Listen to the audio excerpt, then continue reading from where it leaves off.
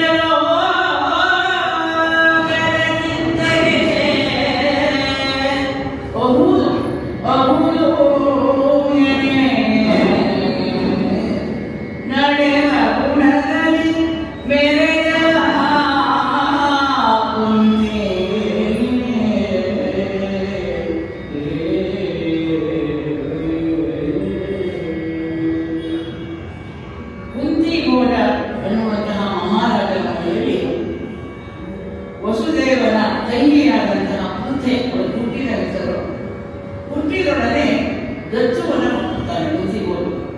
ಕುಂತಿಗೋಲಿನ ಮನೆಯಲ್ಲಿ ಬೆಳೀತಾ ಇರ್ಬೇಕಾದ್ರೆ ಆತ ನನ್ನ ಹೆಸರಲ್ಲಿ ಕುಂತಿ ಅಂತ ಹೆಸರಿಡ್ತಾರೆ. ಅದಕ್ಕೆ ಒಂದು ಟೀಚರ್ ಹೇಳೋದು, ಕುಂತಿ ಯಾರಾದ್ರೂ ಕುಂತ ಹುಡುಗಿ ಅಂತಾರೆ. ಹಾಗೆ ಮಹಾಭಾರತ ಗೊತ್ತಿದ್ದವರು ಏನೇನೋ ಹೇಳ್ಬೋದು. ಕುಂತಿ ಯಾತಿಗೆ ಹೆಸರು ಬಂದಿರುವುದಕ್ಕೆ ಕಾರಣವನ್ನು ನಮ್ಮ ಕುಮಾರವ್ಯಾಸ ಕೊಡ್ತಾ ಹೋಗ್ತಾನೆ. ವಸುದೇವನಿಗೆ 5 ಜನ ತಂಗಿಯರಿದ್ದಾರೆ. ಶ್ರುತಶ್ರವೆ, ಶ್ರುತಕೀರ್ತಿ, ಶ್ರುತಾದೇವಿ, ರಾಜಾದಿದೇವಿ. ಅದರಲ್ಲಿ ಹಿರಿಯವಳು ಅವನು ನೆಂಟೆ ಆಗ ಶೂರಸೇನನ ತಂದೆಯ ತಂಗಿಯ ಮಗ ಕುಂತಿಗೋಲು. ನೆಂಟರಿಗೆ ದತ್ತು ಕೊಟ್ಟಿರ್ತಾನೆ. ಹೀಗೆ ಆ ಮನೆಯಲ್ಲಿ ಕುಂತಿ ಬೆಳೀತಾ ಇದ್ದಾರೆ. ಚಿಕ್ಕ ಮಗು ಕೊಟ್ಟಿರ್ತಾರೆ. ಅದು ಬೆಳೀತಾ ಇರ್ಬೇಕಾದ್ರೆ ಅವಳ ಸ್ವಭಾವ ಹೇಗಿತ್ತು? ಹೆತ್ತವರಿಗೆ, ಓಲೈಸುವವರಿಗೆ, ಮಹೋತ್ಸವರಿಗೆ, ಉಳಿದ ಕುಟಿಲ ಲೋಕಕ್ಕೆ ಎಲ್ಲರೂ ಇರ್ತಾರೆ. ಆ ರೀತಿಯಲ್ಲಿ ಆ ಮನೆಯಲ್ಲಿ ಆ ಕುಂತಿ ಬೆಳೀತಾ ಇದ್ದಾರೆ. ಹೀಗಿರ್ಬೇಕಾದ್ರೆ ಒಂದು ಘಟನೆ ನಡೆಯುತ್ತೆ. ಒಂದು ದಿನ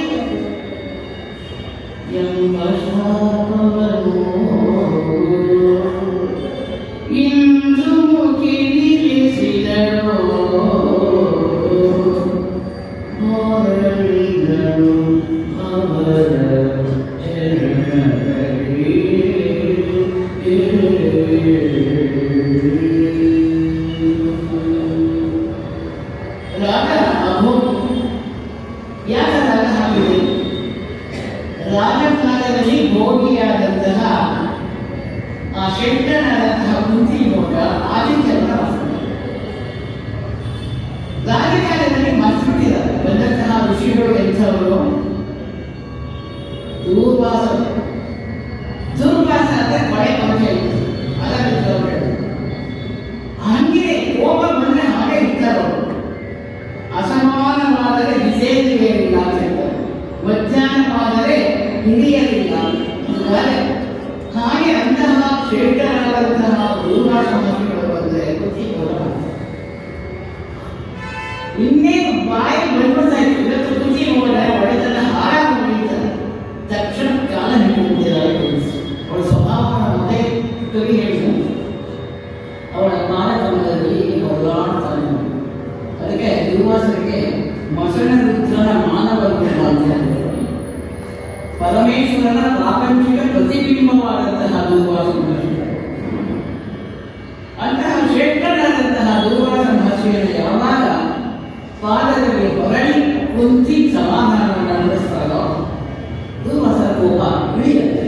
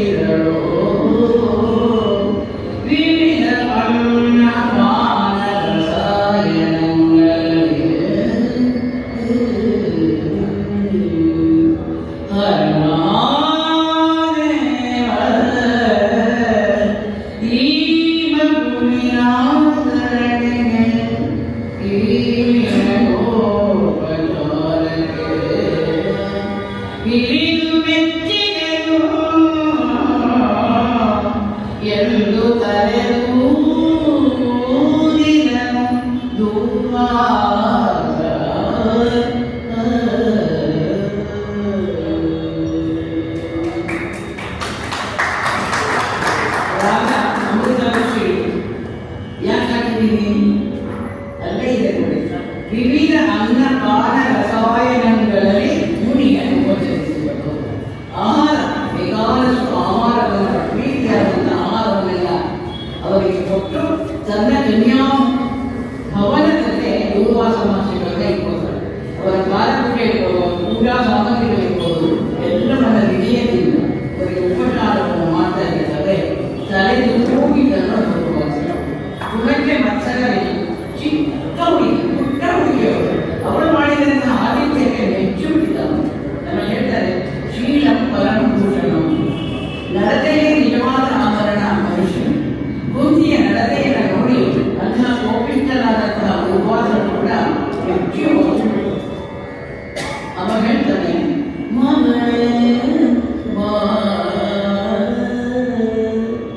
ಆನಂದವೇ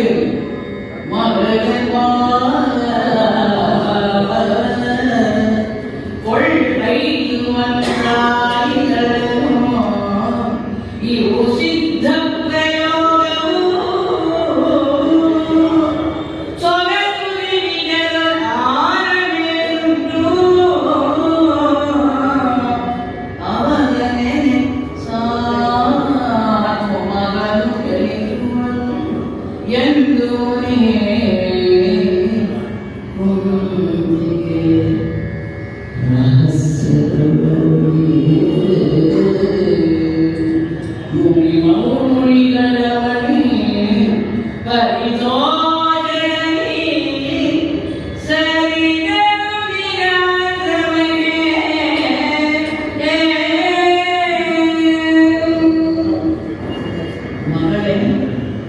ದುರ್ವಾಸರ ಬಾಳೆ ಬಂದಿರೋದು ಬಾ, ನಿನಗೆ ನಾನು 5 ಮಂತ್ರಗಳನ್ನ ಉಪದೇಶ ಮಾಡ್ತೀನಿ. ಇದು ಸಿದ್ಧಿ ಕೊಡುವಂಥದ್ದು. ನೀನು ಯಾರನ್ನ, ಯಾವ ದೇವತೆಯನ್ನ ಪ್ರಾರ್ಥನೆ ಮಾಡ್ತೀಯೋ ಆಗ ನಿನಗೆ ಮಗು ಸಿಗ್ತದೆ. ಮಗನು ಜಯಿಸುವನು. ಈ ಮಂತ್ರವನ್ನು ಪಠಣೆ ಮಾಡುವಂತೆ ಕಿವಿಯಲ್ಲಿ ಮಂತ್ರೋಪದೇಶವನ್ನು ದೂರ್ವಾಸರು ಮಾಡ್ತಾರೆ. ನಾನು ಹಾಡುವ ಗಮನಿಸಿರ್ಬಹುದು.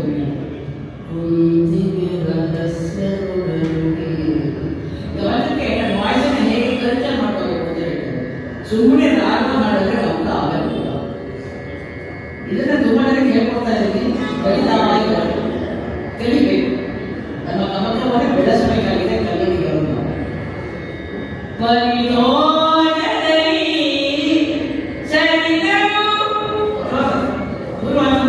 ಕೆಲಸ ಆಯಿತು, ಹೊರಟೋಗ್ತಾರೆ.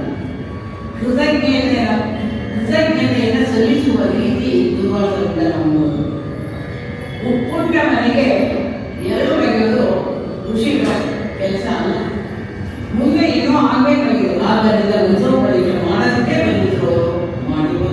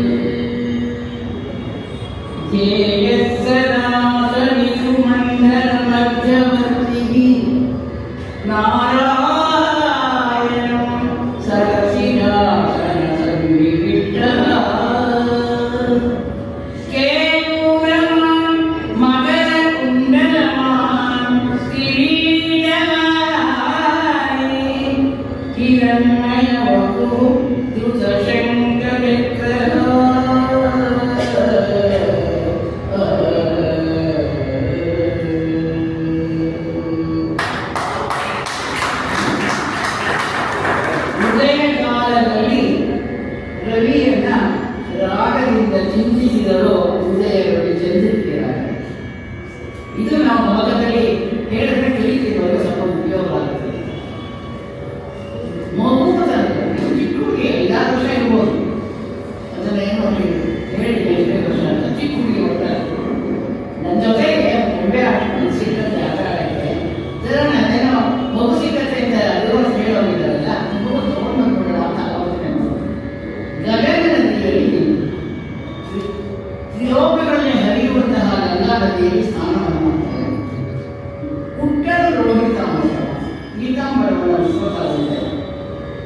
ಅದು ಪರಿಶುದ್ಧವಾಗಿ ನೀವು ಯಾವ ದೇವರು ಬೇಕಾದ್ರೂ ಕರೀತ ಹೇಳಿದ್ರೆ ಕಣ್ಣಿಗೆ ಕಾಣಿಸುವ ನಾರಾಯಣ ಅಂತ ಸೂರ್ಯನಾರಾಯಣ. ಕತ್ತೆತ್ತಿ ನೋಡ್ತಾರೆ, ಸೂರ್ಯನನ್ನ ನೋಡ್ತಾರೆ.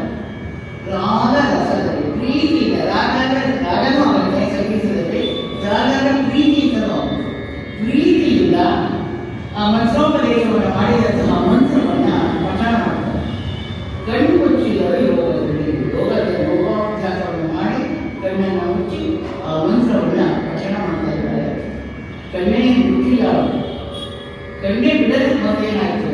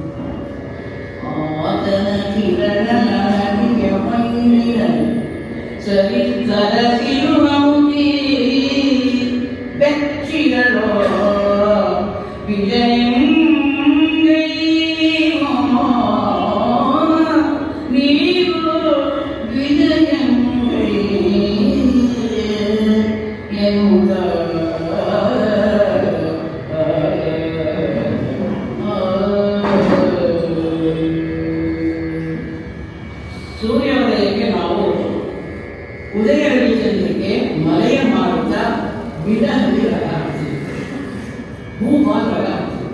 ಈಗ ಸೂರ್ಯ ಮೇಲೆ ಬಂದ್ಬಿಟ್ಟಿದ್ದಾರೆ, ಅದಕ್ಕೆ ಬಿಡಹಲ್ಲಿ ರಗವನ್ನು ನಾನು ಹಾಕೋದಕ್ಕೆ ಪ್ರಯತ್ನ ಪಟ್ಟಿದ್ದೀನಿ. ಅರಸರಿಗೆ ಜನನೇಂದ್ರಿಯ ಮಹಾರಾಜರಿಗೆ ಅವರು ಮಾಡಿದಂತಹ ಸರ್ಪಯಾಗದ ದೋಷದ ಪರಿಹಾರಾರ್ಥವಾಗಿ ವೈಶಂಪಾಯನ ಮಹರ್ಷಿಗಳು ಅತ್ಯಂತವಾಗಿ ಮಹಾಭಾರತವನ್ನು ಹೇಳ್ತಾರೆ. ಅರಸಕ್ಕೆ ಬಂದಿರಲ್ಲ, ಅದಕ್ಕೆ ಅರಸ ಎಲ್ಲೋ ಸ್ವಲ್ಪ ತೂಕಡಿಸಬೇಕು. ಕೇಳ್ತಾ ಇದೆಯಾ ಏನಾದ್ರು ಹೇಳೋದು ಅನ್ನೋ ಹಾಗೂ ನಾವು ವ್ಯಾಖ್ಯಾನ ಮಾಡಬಹುದು. ಮುನಿ ಶ್ರೇಷ್ಠರಾದಂತಹ ದೂರ್ವಾಸರು ಬಂದಂತಹ ಅಕ್ಷರವನ್ನು, ಆ ಮಂತ್ರದ ಅಕ್ಷರವನ್ನ ಆಹ್ವಾನದಲ್ಲಿ ತಂದಿದ್ದಾರೆ. ಕುಮಾರಸ ಹೇಳ್ತಾರೆ, ದಿನಕರನ ತೇಜವ ಒಬ್ಬನೇ ದೂರ್ವಾಸ ಮಹಾಪುರುಷ. ಅವನ ಮಂತ್ರಕ್ಕೆ ಕಲಿತರೆ ಬರದೇ ಇರೋದು ಸಾಧ್ಯನೇ ಇಲ್ಲ. ಅವ್ರು ಕೋಪನೇ ಮಾಡ್ಬಿಡ್ತಾರೆ. ಆದ್ದರಿಂದ ಧರೆಗೆ ಬಂದರು ಸೂರ್ಯ. ನೋಡಿ, ಆರೋಣ ಅವರೋಣ ಮಾಡ್ತಾ ಇದ್ದೀವಿ. ಸೂರ್ಯನು ಧರೆಗೆ ಬಂದರು, ಧರೆಗೆ ಬಂದರು ಸೂರ್ಯನು ಧರೆದು ಬಿಡಬೇಕಾಗುತ್ತೆ. ನಾವು ಸೂರ್ಯನನ್ನ ಈಗ ತಗೊಂಡೋಗಲಿಲ್ಲ, ನಂಬೇಕಾಗಲ್ಲ. ಅವನು ಕಸದ ಕಾಲಿದೆ ರಾಗಗಳಲ್ಲಿ ಏನು ಬರೀ ಕಣ್ಣಲ್ಲಿ ಸೂರ್ಯನ ನೋಡೋಕ್ಕಾಗಲ್ಲ. ಅಂದಾಗ ಸೂರ್ಯನೇ ಸಾಕ್ಷಾತ್ತಾಗಿ ಕೆಳಗೆ ನಿಂತ್ಕೊಂಡ್ರೆ ಕಿರಣ ಲಹರಿಯ ಬೈಲಿನಲ್ಲಿ ಕರಸಿದವನು ಈ ಬೆಚ್ಚಿಗಳು ವಿಜಯದಲ್ಲಿ ಹೇಗೆ ಕೆಲಸ ಮಾಡುವುದು ದಯಮಾಡಿ ಹೊರಟೋಗಿ ಕಣ್ಣು ಹೇಳಬೇಕು. ಒಳ್ಳೆ ಮನ ಹೇಳಿದ್ರೆ ಪಂಡಿತ ಹೇಳಬೇಕು, ಒಳ್ಳೆ ಎದುರ್ಕೊಂಡಿದ್ದಾರೆ ಪಂಡಿತ ಹೇಳಿರ್ತಾರೆ ಅಂತ ಅರ್ಥ ಮಾಡೋಕ್ಕಾಗಲ್ಲ. ಆದ್ದರಿಂದ ಆರಂಭದಲ್ಲಿ ಯೋಚನೆ ಮಾಡದೆ ಈಗ ಸಂಕಟ ಪಡುವಂತಹ ಪರಿಸ್ಥಿತಿಯನ್ನು ತಾನೇ ತಂದುಕೊಂಡಿದ್ದಾಳೆ. ಏನ್ ಮಾಡಬೇಕು ಚಿಕ್ಕಿ ಗೊತ್ತಾಗ್ತದೆ. ಸೂರ್ಯ ಬಂದಿದ್ದು ಇವಳು ವಿಜಯ ಕೈಗಿದ್ದಾಳೆ, ಹೋಗ್ಬೇಕು ಇಲ್ಲಬೇಕು ಒಂದು ಅರ್ಥ ಆಗ್ತದೆ. ಎಲ್ಲ ಬಾರದರೆ ಪ್ರತಿಪನ್ನ ಮಂತ್ರವು ಅಮೋಘವೋ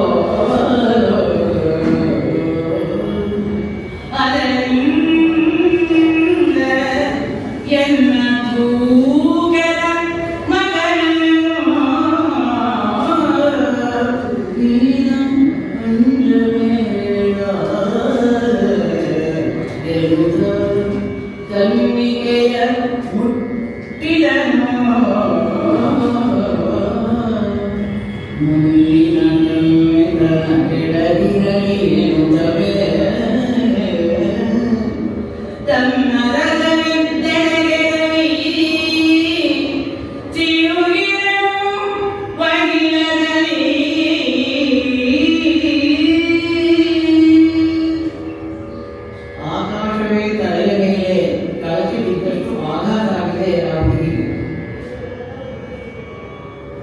ಏನ ನಿಂತ್ಕೊಂಡ್ಯ ಹೇಳೋದು? ಋಷಿಗಳು ಹೇಳಿದಂತಹ ಮಂತ್ರವನ್ನ ನೀನು ಪಠಣ ಮಾಡಿದ್ದೀಯ. ಆದ್ದರಿಂದ ನನ್ನ ತೂಕದ ಮಗ ವಿವೇಕಿಸ್ತಾನೆ, ಗಂಡಿಗೆಯನ್ನು ಹುಟ್ಟಿ ಅಷ್ಟೇ. ಆ ತಪಸ್ಸಿನ ಶಕ್ತಿ, ಆ ಮಂತ್ರದ ಶಕ್ತಿ ಅಗಾಧವಾದಂತಹ ಕನ್ಯೆ ತನ್ನ ಕೆಡದಿರಲಿ ಅಂತ ವರವನ್ನು ಕೊಟ್ಟು ತನ್ನ ರಥದಲ್ಲಿ ಕರುಣನೆ ಸಾರಥಿ 7 ಕುದುರೆಗಳು ಆ ರಥದಲ್ಲಿ ಸೂರ್ಯ ಭಗವಂತ ಆಕಾಶಕ್ಕೆ ಹೊರಟು ಹೋಗ್ತಾನೆ. ಇದೆಲ್ಲ ಆದಾಗ ಎಷ್ಟು ಆಘಾತ ಆಗಿದೆಯೋ ಹೇಳಬಹುದು. ಕವಿ ಹೇಳ್ತಾನೆ, ಅರಸಕ್ಕೆ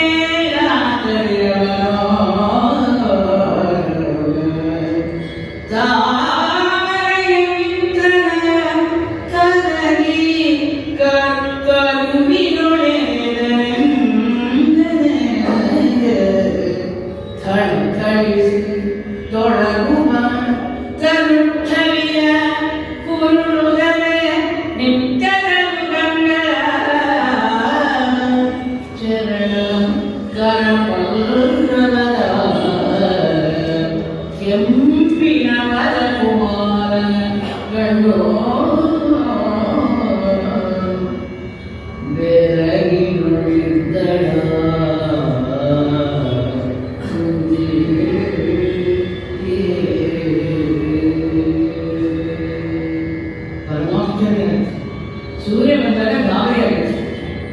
ಒಬ್ಬರು ನೋಡ್ತಾರೆ, ತುಂಬಾ ಚೆನ್ನಾಗಿದೆ, ಮುದ್ದಾದ ಮಗು.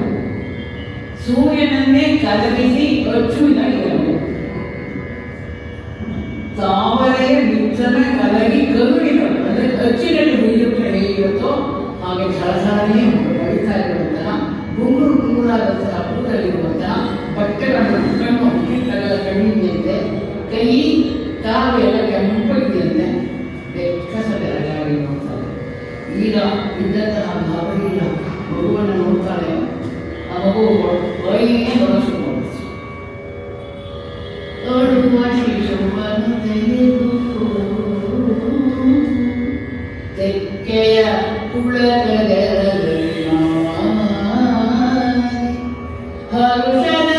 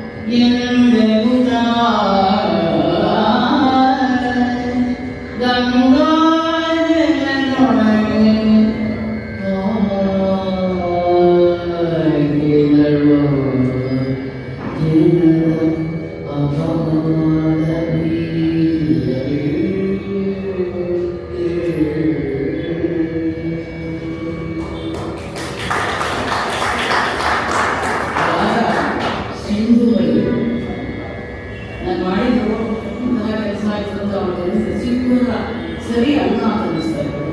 ಯಾಕೆ ಮಗು ಅವಳ ಮಗು ಎಷ್ಟೇ ಗೊತ್ತಿಲ್ಲ, ಒಂಟಿಯಾಗಿ ಮನೆ ಬೆಳೆದವಳು. ಆದರೂ ಆ ಮಗು ನೋಡಿದಾಗ ತಪ್ಪುತ್ತಾಗುತ್ತೆ, ಎಲೆಗೆ ಆನಿಸ್ಕೊತಾಗುತ್ತೆ, ರೋಮಾಂಚನ ಮಾಡ್ತಾ ಇದೆ, ಒಂದ್ಸತಿ ಆನಂದ ಆಗುತ್ತೆ, ಇನ್ನೊಂದು ನಿಮಿಷಕ್ಕೆ ನಾಚಿಕೆ, ಭಯ, ತೋರಾಟಕ್ಕೆ ಶುರು.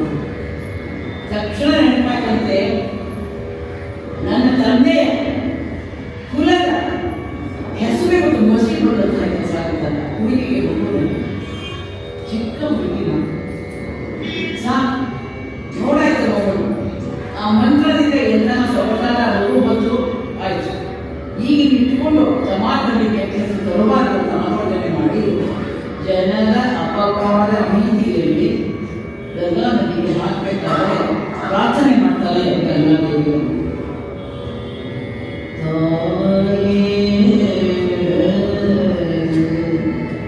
ಗಂಗಾ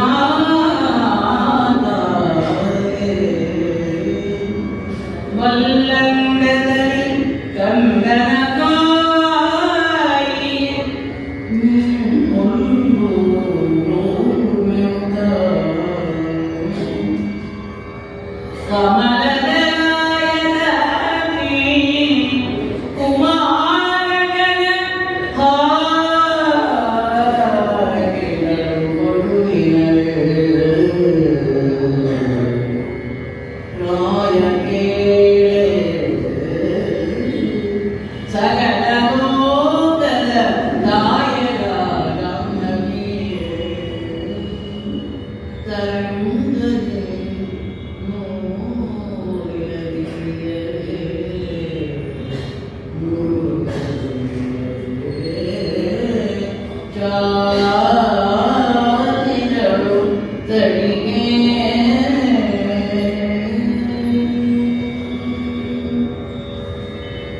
ಗಂಗಾ ತಾಯಿಯನ್ನು ಪ್ರಾರ್ಥನೆ ಮಾಡಿ ನೀನು ಏನಾದರೂ ಮಾಡ್ಕೋ. ನಿನ್ನ ಮುಡಿಲಿಗೆ ನನ್ನ ಗಂಧನನ್ನು ಹಾಕಿಬಿಟ್ಟಿದ್ದೇನೆ. ಗಂಧನ ಕಾಯಿ ಬೇಡ್ಕೊಂಡು ಇದರಲ್ಲಿ ಗುಡಿಸ್ತೀಯೋ ಸೇರಿಸ್ತೀಯೋ ಅದು ಮುಡಿಗೆ ಬಿಟ್ಟು ಅಂತ ಹೇಳಿ ಆ ಮಗುವನ್ನು ಜೀವಿ ಬಿಡ್ತಾರೆ. ಇದನ್ನು ಸಕಲ ಲೋಕದ ತಾಯಿಲ್ಲ. ನಾವು ಇಡೀ ಭಾರತ ವರ್ಷಕ್ಕೆ ಎಲ್ಲ ನದಿಗಳಿಗಿಂತ ಶ್ರೇಷ್ಠವಾದದ್ದು ಗಂಗಾ ನದಿ. ಯಾವತ್ತೂ ಬಚ್ಚದೇ ಇರುವಂತಹದ್ದು ಗಂಗಾ ನದಿ. ತ್ರಿಮೂರ್ತಿಗಳಿಂದ ಆರಾಧಿಸಲ್ಪಡುವಂತಹ, ತ್ರಿಲೋಕದಲ್ಲಿ ಹರಿಯುವಂತಹ, ತ್ರಿಪಥಗಾಮಿನಿಯಾದಂತಹ, ಸ್ವರ್ಗದಲ್ಲಿ ಮಂದಾಕಿನಿಯಾಗಿ, ಭೂಲೋಕದಲ್ಲಿ ಭಾಗೀರಥಿಯಾಗಿ, ಪಾತಾಳದಲ್ಲಿ ಗೋಪತಿಯಾಗಿ ಹರಿಯುವಂತಹ ಅವಳನ್ನು ಪ್ರಾರ್ಥನೆ ಮಾಡಿ ಆ ಮಗುವನ್ನು ತೇರು ಬಿಡುತ್ತಾರೆ. ತಾಯಿ ಮಗುವನ್ನು ಕೊಡ್ತಾ ಇದ್ದಾರೆ. ಕೆದರಿಗಾಲರಿ ಮಳಲ ರಾಶಿಯನೋ ಮಳಲ ರಾಶಿಯನುದೆಯೋ ಕೈಗಳ ಕೊಳಗಿನೇ ಭೋ ಭೋ ಎಂದು ಬರುತ್ತಿದ್ದನು ಶಿಶುಗಳ ರವಿಯ ನೀತಿಸುಗ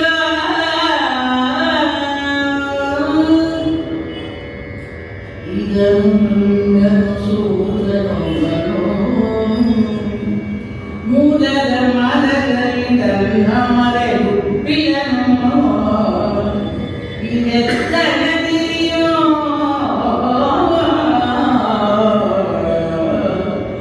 ಶಿವ ಶಿವ ಶಿವ ಶಿವ ಇದು ಎತ್ತನದಿಯೋ ಎನ್ನೋ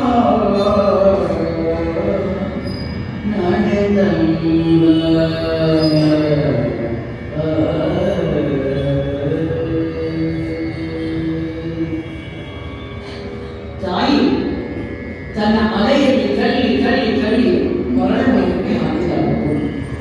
ಆ ಮಗು ಅಗಾಧ ಮಲ್ಕೊಂಡಿದೆಯಂತೆ. ಕಾಲು ಹೊಡಿತಾ ಇದೆ, ಮೊಳನೆಲ್ಲ ಒದಿತಾ ಇದೆ, ಕೈಗಳನ್ನು ಕೊಡ್ತಾ ಇದೆ. ಓ ಅಂತ ಯಾರಾದ್ರೂ ಬರಬೇಕಲ್ಲ ಸಹಾಯ ಮಾಡಿದ್ರೆ. ಮಗು ಒಳಗನ್ನು ನಾವೇ ಹೇಳ್ಕೊಡ್ಬೇಕಲ್ಲ. ಅದೇ ಜೋರ ಹೇಳ್ತಾ ಇದೆ ನದಿಯ ದಂಡೆಯಲ್ಲಿ. ಯಾಕೆ ಅಂತಿದೆ ಅಂತ ಕವಿ ಬರೀತಾನೆ. ರವಿಯ ನಿರೀಕ್ಷಿಸಿದ ನಿನ್ನಿಂದ ನನಗೆ ಗತಿ ಬಂದಿದೆ.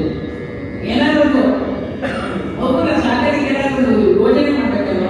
ನೀನು ಮುಷ್ಟಿದೆಯಾ, ನೀನೇ ಮಾಡಬೇಕು. ಏನಾದರೂ ನೋಡಿ ಅಳ್ತಾ ಇದೆಯೋ ಕವಿ ಬರೀತಾನೆ.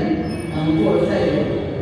ಅದೇ ಹೊತ್ತಿಗೆ ಧೃತರಾಷ್ಟ್ರನ ಮಿತ್ರನಾದಂತ ವಚಿರಥ ಅನ್ನುವ ಸೂತ ಸೂರ್ಯನಿಗೆ ಅರ್ಘ್ಯ ಕೊಡಕ್ಕೆ ಅಂತ ಬಂದಿದ್ದಾನೆ. ಇದನ್ನು ಕಂಡು ಅನಿಸುತ್ತಾನೆ.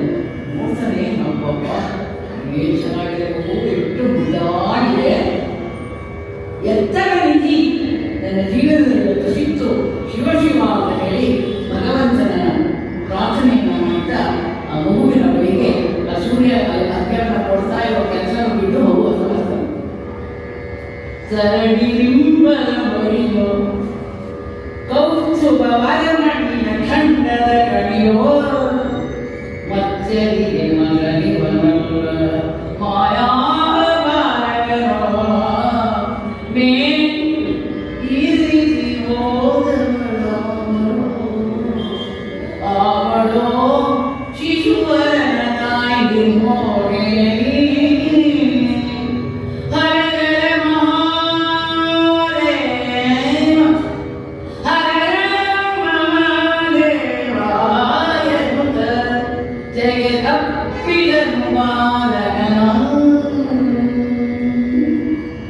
ಸರಳಿ ಬಿಂಬದ ಬರಿ ಸೂರ್ಯನೇ ಪುಟ್ಟ ಮಗು ಮಾಡಿ ಬಂದನು. ಅಲ್ಲ, ಮಹಾವಿಷ್ಣುವಿನ ಎಲೆಯಲ್ಲಿಗೆಲ್ಲ ಕೌಸ್ತುವ ಮಾಡಿ ಅದನ್ನು ತುಂಡ ಮಗುವಾಗಿ ಬಂದಿದೆ. ಮನುಷ್ಯ ಮಾತ್ರದಲ್ಲಿ ಇಂತಹ ಶ್ರೇಷ್ಠವಾದ ಮಗು ಅವನಿಗೆ ಸಾಧ್ಯವೇ? ಯಾವ ಮಾಯಾ ಬಾಲಕ ಇರ್ಬೋದು ಅವ ಈ ಚೆನ್ನಾಗಿರೋ ಮಗುಳ ತಾಯಿಯ ಯಾವ ಇರ್ಬೋದು ದೊಡ್ಡನೇ ತಕ್ಷಣ ಇಸ್ಕೊಂಡು ಭಯ ಅಲ್ವಾ? ಅದನ್ನ ಯೋಚನೆ ಮಾಡ್ತಾನೆ. ತಾಯಿ ಮೋಹನೆ ಅವಳು ಮೋಹನೇ ಇಲ್ವಾ ಮಗನ ಮೇಲೆ? ಅದೆಲ್ಲ ಶಂಕರ ತಕ್ಕೋತಾ ಇದ್ದಾರಂತೆ. ನಮ್ಮ ಕವಿಗೆ ಸರಿಯಾದ ಕಡೆ ಬೇಗ ಇಲ್ಲ, ಅದನ್ನು ನಾವು ಗಮನಿಸಬೇಕು. ಯಾವಾಗ ಹರ ಹರ ಅಂತ ಹೇಳಿ ಮಹಾದೇವನನ್ನ ಪ್ರಾರ್ಥನೆ ಮಾಡಿ ಮಗುವನ್ನ ತೆಗೆದ ಕ್ರೀಡನ್ನು ಮಾಡ್ತಾನೆ. ಮೊದಲು ಆ ಪುಟ್ಟ ಹುಡುಗಿ ತಂದ್ಕೊಂಡಿದ್ದು ಈಗ ಸೂತ ತಬ್ಬಿಕೊಂಡಿದ್ದಾನೆ ಅನ್ನೋದನ್ನ ಯೋಚನೆ ಮಾಡ್ತಾರೆ.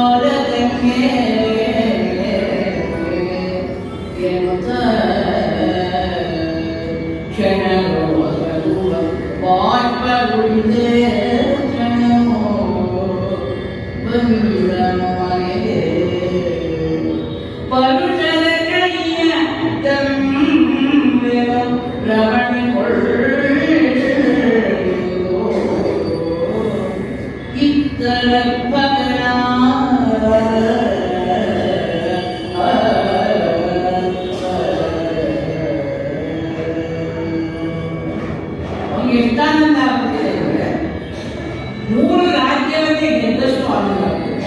ಯಾವ ಏನು ಲೆಕ್ಕಕ್ಕೆ ಎಲ್ಲವೂ ಚೆನ್ನಾಗಿದೆ. ಯಾವ ವಿಶೇಷವಾಗಿ ಯಾವುದೋ ಜನ್ಮಾಂತರದ ಋಣ ಇರಬೇಕು ಮಗು ನನಗೆ. ಹಾಗಾಗಿ ಸಿಕ್ಕಿದೆ ಇಷ್ಟು ಮುದ್ದಾದ ಸೊಗಸಾದ ಆಗತಾನೆ ಹುಟ್ಟಿದಂತಹ ಚಿನ್ನದಂತಹ ಕಣ್ಣಲ್ಲಿ ಆನಂದ ಬಾಷ್ಪ ಸುರಿಸ್ತಾ ಇದೆ. ಅದರಲ್ಲಿ ಆ ಮಗುವನ್ನು ಎತ್ತಿಕೊಂಡು ತನ್ನ ಮನೆಗೆ ಬರ್ತಾನೆ. ಆಕೆಗೆ ಮಕ್ಕಳೇ ಇರಲ್ಲ. ರಮಣಿ ಪುರುಷರ ಮಣಿಗೆ ತಂದೆ ಸ್ಪರ್ಶಮಣಿ ಕೇಳಿದರೆ ಕೊಡುವಂಥದ್ದು ಅಂತ ಹೇಳಿ ಆ ಮಗುವನ್ನು ಕೊಡ್ತಾರೆ. ಅದಕ್ಕೆ ರಾಗ ನಾಯಕಿ ಹಾಕಿದ್ದೇನೆ. ಅದು ನಾಯಕಿಯಾಗಿ ಪ್ರಜ್ವಲಿಸ್ತಾಳೆ ಅಂತ ಹೇಳಿ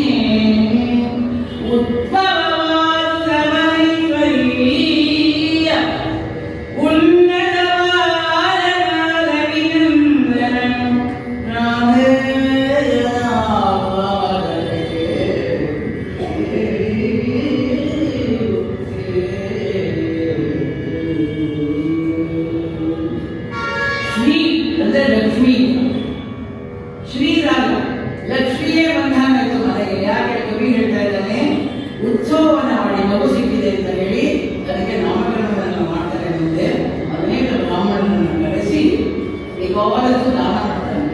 ಉನ್ನತವಾದ ಐಶ್ವರ್ಯ ದಿನೇ ದಿನೇ ಅಭಿವೃದ್ಧಿ ಆಗ್ತಾ ಇದ್ದಾನೆ. ರಾಧೆ ಅವರ ಹೆಸರು. ಹಾಗಾಗಿ ರಾಧೆಯ ಅನ್ನುವ ಹೆಸರು ಈಗ ಆ ಮಗುವಿಗೆ ಎಲ್ಲ ಪ್ರಪಂಚದಲ್ಲಿ ಗೊತ್ತಾಗುವ ಹಾಗೆ ಆಯಿತು. ಆದರೆ ಆ ಮಗುವಿಗೆ ಇನ್ನೊಂದು ಹೆಸರಿದ್ದಾನೆ. ಹೊಳೆ ಹೊಳೆ ಹೊಡೆ ಮರಳಿ ಹೊತ್ತಿರಲಿ ಮಣ್ಣಿಸಿ ಬೀದಿ ಬೀದಿಗಳೊಳಗೆ ಚುಳಿವರ ಸನ್ನೆಯಲ್ಲಿ ಕರೆ ಕರೆದು ಬಸು ಮಾಡುತ್ತ ದಲಿತ ರತ್ನದ ಮಾರದೊಳಗೆ ನಸಳತಿ ಹಾಯುವ ಹೆಸರು ಜಗದಲ್ಲಿ ಬೆಳೆಯುತ್ತಿದ್ದನು ಹಪ್ಪಿರು ಜನರ ಕನ್ನಡಗೆ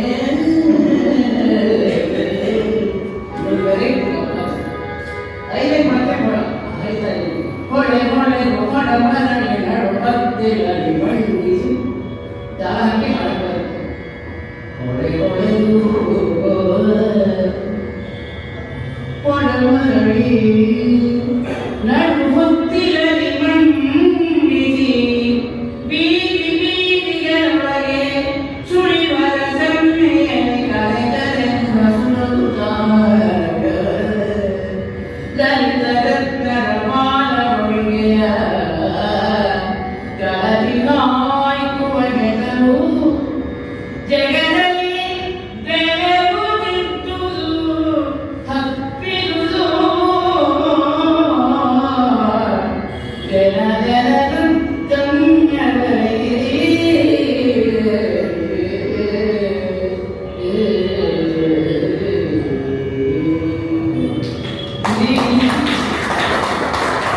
ಜನರು ಹೇಗೆ ಮಗು ಬೆಳೆಯುತ್ತೆ ಇರೋದನ್ನ ನೋಡಿ ಅವರು ಶಬ್ದ ಚಿತ್ರಣ ಮಾಡ್ಕೊಡ್ತಾರೆ. ಮೊದಲು ಈಗತ್ತೆ, ಆಮೇಲೆ ಆಗತ್ತೆ, ಹೊಸದಾಗತ್ತೆ, ಬೀದಿಯೋದೆಲ್ಲ ಕಲಿಯತ್ತೆ, ಆಮೇಲೆ ಯಾರು ಬಂದ್ರೆ ಪಟೇಲ್ ಹಾಕಿಸ್ಕೊಡ್ತಾರೆ. ಮಗುವಿಂದ ಬರ್ತಾ ಇದೆ ಕನ್ನಡ. ಹೀಗೆ ಏನೋ ಮಗು ಹುಟ್ಟುವಾಗ ಕನ್ನಡ ಬಿಡಲ್ಲ ಎಲ್ಲ ಇದೆ ಅಂತ ಊರಿನ ಬರೋದು. ಎಲ್ಲರೂ ದಿನ ಅಂತಾರೆ, ಮುದ್ದಾಡ್ತಾರೆ, ಆ ಮಗುನ ಎಕ್ಸ್ಪೋತಾರೆ, ಎಲ್ಲ ಮಾಡ್ತಾ ಇದ್ದಾರೆ. ಹಾಗೆ ಬೆಳೆದಂತಹ ಮಗುವಿಗೆ ರಾಧೆಯಾಗಿ ಜ್ಞಾಪನೆ ಆಗಲಿಲ್ಲ. ಕರ್ಣ ಕರ್ಣದಲ್ಲಿ ಕಿವಿಗೆ ಕಿವಿಗೆ ಹೋಗಿ ಹೋಗಿ ಹೋಗಿ ಕಪ್ಪಿರುವುದು ಜನ ಜನರ ಕರ್ಣದಲ್ಲಿ. ಹಾಗಾಗಿ ಕರ್ಣನ ಹೆಸರು ಬರೋದಕ್ಕೆ ಒಂದು ಕಾರಣ ಆಯಿತು ಅಂತ ಕವಿಗಳು. ಕರ್ಣ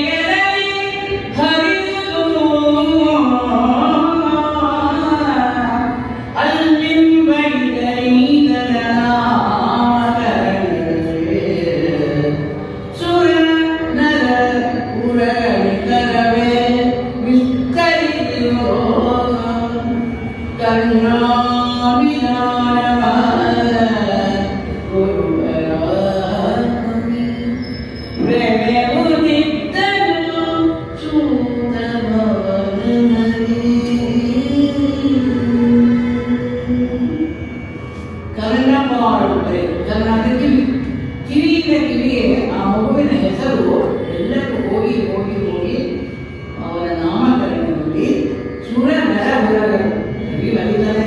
ದೇವತೆಗಳು ಯಾವ ಹಾವುಗಳು ಇದ್ದೋ ಗೊತ್ತಿಲ್ಲ, ಎಲ್ಲರೂ ಬಂದಿದ್ರು ನಾಮಕರಣದಲ್ಲಿ.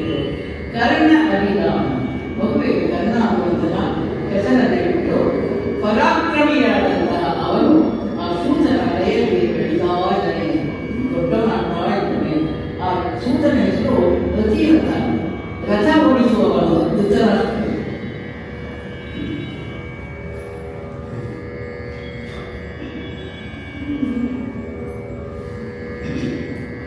ಕರ್ಣನ ವಿಚಾರ ಇಡೀ ಮಹಾಭಾರತದಲ್ಲಿ ಅತ್ಯಂತ ಉನ್ನತವಾಗಿದ್ದರೂ ಕೂಡ ಅವನನ್ನು ಯಾರು ಹೊರಲ್ಲ. ಯಾಕೆ ಅಂದರೆ ಕರ್ಣನ ಮೂರ್ತಿ ನಮ್ಮ ಜನತೆಯ ಮನೋಮಂದಿರದಲ್ಲಿ ಸುಂದರ ಪ್ರತಿಭೆ ಸಚೇತನವಾಗಿದ್ದರೂ ಕೂಡ ಅವನ ಸ್ನೇಹ ಜನರ ಮನವನ್ನು ಅತ್ಯುನ್ನತಿಗೆ ನೆಲೆಗೊಂಡೊಯ್ಯುವುದ ಮಾಡಿದ್ರೂ ಕೂಡ ಅವನು ಅನೇಕ ಮಾಡಬಾರದ ಕೆಲಸವನ್ನು ಮಾಡ್ತಾನೆ ತನ್ನ ಸ್ನೇಹಿತರಿಗೆ. ವ್ಯಾಸ ಭಾರತದಲ್ಲೇ ವಿಶಿಷ್ಟವಾದ ಪಾತ್ರ ಕರ್ಣನ ತೋರಿಸಿರುತ್ತಾರೆ. ಅಂತಹ ಮಹಾತ್ಮನ ವರದಿಂದ ಹುಟ್ಟಿ ಧರ್ಮ ವಿರುದ್ಧವಾಗಿ ಜಯಿಸಿ ಅದಕ್ಕೆ ಅಧರ್ಮಿಯಾದನೇನು ಅಂತ KS ನಾರಾಯಣರು ವಿಮರ್ಶೆ ಮಾಡಿದ್ದಾರೆ.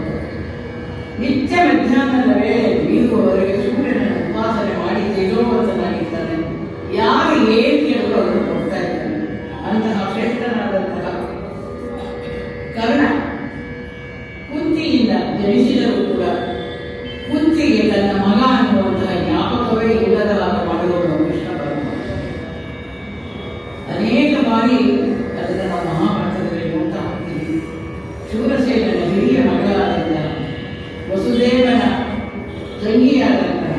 ಅವಳಿಗೆ 9 ಜನ ತಮ್ಮಂದಿರು, 4 ಜನ ತಂಗಿರು ಅಂತ ಹೇಳ್ತಾರೆ.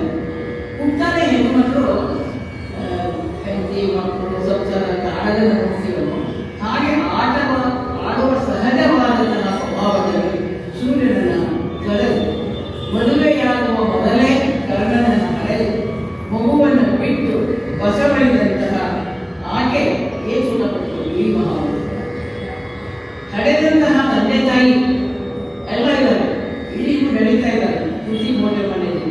ಹಾಗಾಗಿ ತಂದೆ ತಾಯಿಯ ಪ್ರೀತಿಯನ್ನು ಕಳ್ಕೊತಾರೆ, ಮದುವೆ ಆದಮೇಲೆ ಪಾಂಡುವನ್ನು ಕಳ್ಕೊತಾರೆ. ಯಾರೂ ಸಹಾಯಕ್ಕೆ ಬರಲ್ಲ ಅವರಿಗೆ. ಯಾರೂ ಸಹಾಯಕ್ಕೆ ಬರ್ತಾ ಇದ್ದಾಗ ತನ್ನ ಸೊಸೆಗೆ ಮಾನದಂಡವಾದಾಗ, ಮಕ್ಕಳೆಲ್ಲ ಕಾಡು ಮಾಡಾದಾಗ ತನ್ನ ಬದುಕಿಗೆ ಬರುವ ಅರ್ಥ ಉಂಟೆ, ಏನು ಸುಖಪಟ್ಟೆ ಅಂತ ಕೃಷ್ಣನನ್ನು ಕೇಳ್ತಾರೆ. ಕಣ್ಣೀರನ್ನೇ ನನ್ನ ಉಪಾಹಾರವಾಗಿ ಕೊಡ್ತಾ ಇದ್ದೇನೆ ಎಂದು ಸಮರ್ಪಣೆ ಮಾಡ್ತಾರೆ. ಯಾವ ಪುರುಷಾರ್ಥ ಪ್ರಾಪ್ತಿಯೂ ಇಲ್ಲದೆ ನೆನಪು ಕಳೆದುಕೊಂಡಂತಹ ಹುಚ್ಚಿಯಂತೆ ಯಾವ ಭವಿಷ್ಯದ ಆಸೆಯೂ ಮಾಡದೆ ಸಾಯಲು ಬದುಕಿದ ಕುಂತಿಯ ಗುಂಡಿಗೆ ಒಂದು ಗಟ್ಟಿ ಅಂತಹ ಶ್ರೀಕೃಷ್ಣನ ಸ್ಮರಣೆಯಲ್ಲೇ ಊರು ಹೋಗಿ ಅವಳು ಹಾಗೆ ಬದುಕ್ತಾರೆ.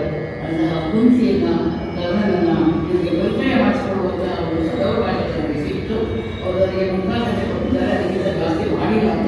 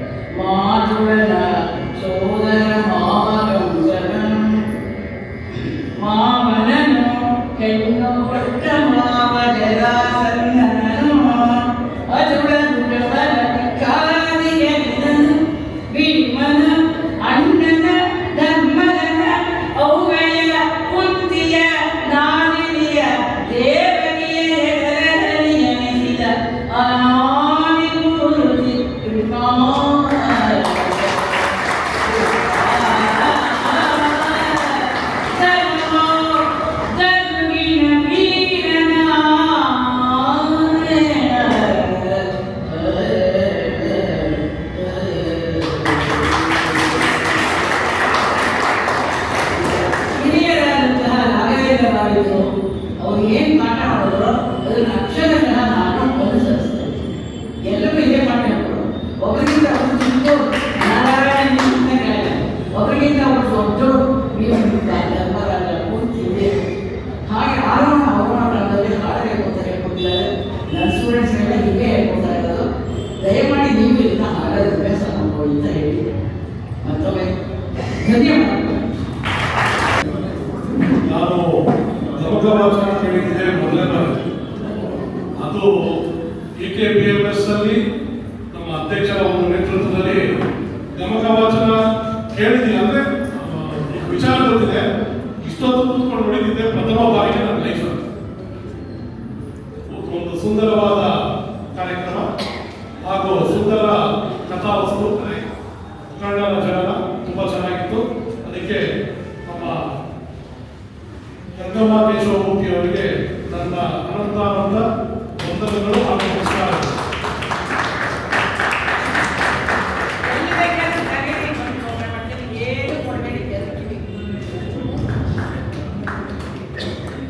ಈ ಒಂದು ಸುಂದರ ಕಾರ್ಯಕ್ರಮಕ್ಕೆ ಆಗಮಿಸಿರುವ ತಮ್ಮೆಲ್ಲರಿಗೂ ಸ್ವಾಗತವನ್ನು ಮಾಡಲಿದ್ದಾರೆ ಅಖಿಲ ಕರ್ನಾಟಕ ಬ್ರಾಹ್ಮಣ ಮಹಾಸಭಾ ಹಿರಿಯ ಉಪಾಧ್ಯಕ್ಷರಾದ ಶ್ರೀಕಾಂತ್.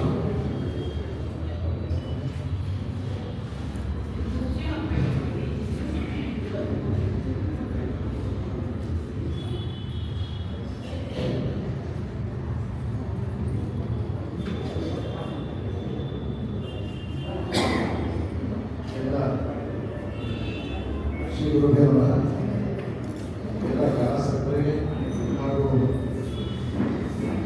ನಮ್ಮ ಸಂಸ್ಕೃತಿ ಸಂಸ್ಕಾರವನ್ನು ಎಂದೂ ಮುಂದೆಲೆ ತಂದು ಇದಕ್ಕೆಲ್ಲ ಪ್ರೋತ್ಸಾಹ ಕೊಡ್ತಾ ಇರ್ತಕ್ಕಂಥ ಎಲ್ಲ ಉಪಸ್ಥಿತರಿರ್ತಕ್ಕಂಥ ನಮ್ಮ ಸಮಾಜದ ಎಲ್ಲ ಗಣ್ಯ ಶ್ರೇಷ್ಠರು, ಅಖಿಲ ಕರ್ನಾಟಕ ಬ್ರಾಹ್ಮಣ ಮಹಾಸಭಾ ವತಿಯಿಂದ ಇದು 3ನೇ ಕಾರ್ಯಕ್ರಮ. ನಮ್ಮ ಅಧ್ಯಕ್ಷರ ಒಂದು ಆಯೋಜನೆಯಂತೆ ಪ್ರತಿ ತಿಂಗಳ ಕೊನೆ ಶುಕ್ರವಾರ ಈ ಒಂದು ಕಾರ್ಯಕ್ರಮವನ್ನು ನಿರಂತರವಾಗಿ ನಡೆಸ್ಕೊಂಡು ಬರ್ತಾ ಇರಬೇಕು. ಇದರಲ್ಲಿ ಎಲ್ಲ 4 ಕ್ಷೇತ್ರಗಳಲ್ಲಿ ಪರಿಣಿತರಾಗಿರ್ತಕ್ಕಂಥ ನಮ್ಮ ಸಮಾಜದ ಅತ್ಯಂತ ಗಣ್ಯ ಶ್ರೇಷ್ಠರನ್ನ ಈ ಒಂದು ವೇದಿಕೆಗೆ ಆಹ್ವಾನ ಮಾಡಿ ಅವರನ್ನ ಇಲ್ಲಿ ಒಂದು ಗೌರವಿಸತಕ್ಕಂಥ ಕಾರ್ಯಕ್ರಮ ಹಾಗೂ ಅವರಿಂದ ಒಂದು ಕಾರ್ಯಕ್ರಮಗಳನ್ನ ಆಯೋಜನೆ ಮಾಡಿ ಅವರಿಗೆ ಇಡೀ ವರ್ಷ ಸನ್ಮಾನ ಮಾಡತಕ್ಕಂಥ ಒಂದು ಕಾರ್ಯಕ್ರಮವನ್ನು ಹಮ್ಮಿಕೊಂಡಿರೋದ್ರಿಂದ ಇವತ್ತು ಅವೆಲ್ಲ ದಯವಾಗಿ ಆಗಮಿಸಿದ್ರೆ.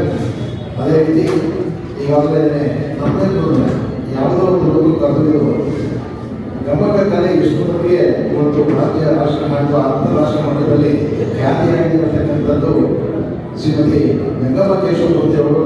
ಬಹುಶಃ ಅವರು ಸುಮಾರು ಒಂದು 4-5 ಸಂವತ್ಸರಗಳಿಂದ ಅವರು ಈ ಕಾರ್ಯಕ್ರಮ ನಡೆಸ್ಕೊಂಡು ಬರ್ತಾರೆ. ಅದೇ ಒಂದು ನಮಗೆ ಹೆಮ್ಮೆಯ ವಿಷಯ. ಯಾಕೆಂತಂದರೆ ಇವತ್ತು ಗಮಕಲೆ ಎಲ್ಲೋ ಒಂದು ಕಡೆ ಕಮ್ಮಿ ಆಗ್ತಾ ಇದೆ. ಹಿಂದೆ ಯಾವುದೇ ಒಂದು ದೇವಸ್ಥಾನ ಇರ್ಬೋದು ಅಥವಾ ಕುಮಾರಸ್ವಾಮಿ ಆಲಯಗಳ ಇಂಥ ಅನೇಕ ಖ್ಯಾತ ಸಂಸ್ಥೆಗಳಲ್ಲಿ ಅತ್ಯಂತ ಒಂದು ಇಂತಹ ಕಾರ್ಯಕ್ರಮಕ್ಕೆ ನೂರಾರು ಸಹಸ್ರಾರು ಜನ ಕೂತ್ಕೊಂಡು ಕೇಳ್ತಾ ಇದ್ದಂಥ ಒಂದು ಕಾಲ ನಾವೆಲ್ಲ ನೋಡಿದ್ದೀವಿ. ಅವರಿಗೆ ಒಂದು ಸುದ್ದಿ ಗಂಗಮ್ಮ ಕೇಶವಮೂರ್ತಿ ಅವರ ಆ ಸಿರಿಕಟ್ಟ ಬಹುಶಃ ಯುವ ಜನತೆಗೂ ಅಂತ ಕಟ್ಟ ಇಲ್ಲ, ಅಷ್ಟು ದೊಡ್ಡ ಗಂಜನ್ ಕಟ್ಟಿದ್ದ ಇವರು ಸಂತಸದ ವಿಷಯ.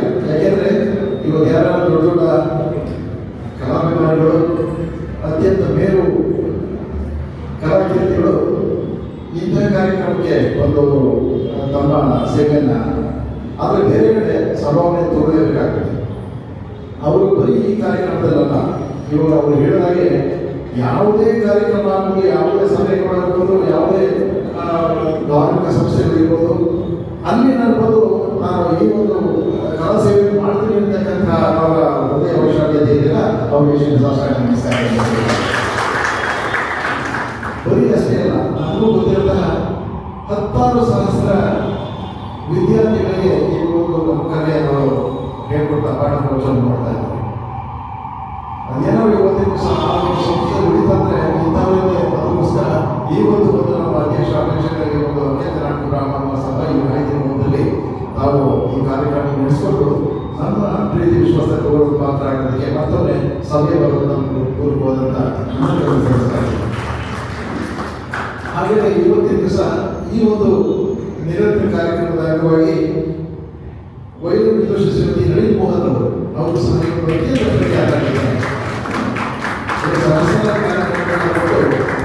ರಾಜ್ಯದಲ್ಲಿ ಹಾಗೂ ರಾಷ್ಟ್ರಕ್ಕೆ ಕೀರ್ತಿಯನ್ನು ತಂದುಕೊಂಡಿದ್ದಾರೆ. ಅವರು ಸಹ ಈ ಸಂದರ್ಭದಲ್ಲಿ ಒಂದು ಗೌರವ ಸಂಸ್ಥೆಯ ಕಾರ್ಯಕ್ರಮ ಇದೆ. ಮತ್ತು ಲಯಕಲ ಪರಿಭಾವನೆ ಮೃದಕ ವಿದ್ವಾನ್ ಕೆ ವಿ ರವಿಶಂಕರ್ ಅವರು ಸಹ ಇವತ್ತು ದಿವಸ ಮೃದಕ ವಿದ್ವಾನದಲ್ಲಿ ರಾಜ್ಯಕ್ಕೆ ಹೆಮ್ಮೆತಕ್ಕಂಥ ಕಲಾವಿದಿದ್ದಾರೆ. ಅವರಿಗೂ ಸಹ ಈ ಸಂದರ್ಭ ಹೃದಯಪೂರ್ವಕವಾಗಿ ಸ್ವಾಗತ ಬಯಸ್ತಾ ಇದ್ದೇನೆ. ಮತ್ತೆ ವರ್ಣ ಸರ್ಕಾರರಾಗಿರ್ತಕ್ಕಂಥ ಪಶುವೈದ್ಯರು ಹಾಗೂ ಡಾಕ್ಟರ್ ಅಶೋಕ್ ಕುಮಾರ್ ಕೊಪ್ಪಳದಲ್ಲಿ ಅವರು ಸಹ ಅವರ ವೃತ್ತಿ ಪಶುವೈದ್ಯ ಹಾಗೂ ಸಮಾಜ ಕ್ಷೇತ್ರದಲ್ಲಿ ಅವರು ಸಹ ಇವತ್ತಿಗೆ ಸಹ ಅಷ್ಟು ದೂರದಿಂದ ಬಂದು ನಮ್ಮ ಈ ಗೌರವಕ್ಕೆ ಅವರು ಸ್ಪಂದಿಸ್ತಾ ಇದ್ದಾರೆ. ಅವರು ಸಹ ನಮ್ಮ ಹೃದಯಪೂರ್ವಕ ಸ್ವಾಗತ ಬಯಸ್ತಾ ಇದ್ದೇನೆ.